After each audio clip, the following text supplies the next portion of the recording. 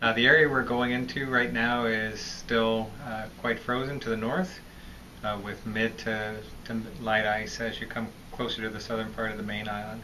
So we'll definitely be heading off into sea ice in a couple of weeks.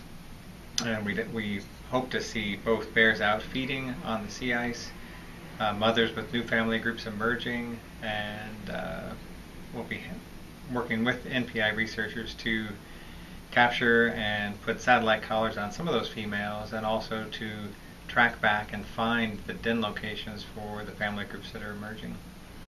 This is a very difficult place to get to, and it's a difficult time of year. Again, right now the sea ice is at or just past its maximum winter extent. So even though we've seen tremendous sea ice loss in the Barents Sea region, the northern part of Svalbard still does freeze in and is frozen now.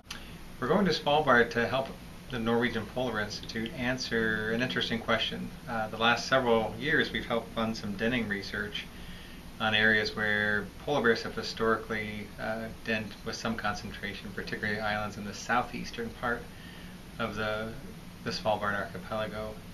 That research has shown that polar bears are not using that area as they did historically. Numbers of denning bears are down.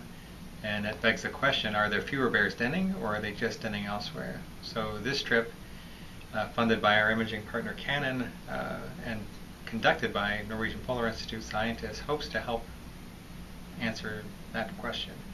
Are bears just denning further north, or are they not denning as much on Svalbard and denning elsewhere? Svalbard is significant for a couple of reasons. One, it's a high Arctic island. It's a high Arctic archipelago. There are only a handful of these places in the Arctic. Wrangel and a couple of other Russian islands off to the far east, and to the west you have the Canadian archipelago. These areas are areas that are forecast to see some of the least amounts of change regarding sea ice loss in coming years, and historically what we know from polar bear genetics is that these areas appear to or may have served as refugia for past what are called bottlenecks or restrictions in range, when sea ice was also at lower extents than at present. In recent years, freeze up in that area has come later and later. Females that are pregnant don't have access to that island as they once historically did. It used to be entirely surrounded by frozen sea ice. Now it's largely open water.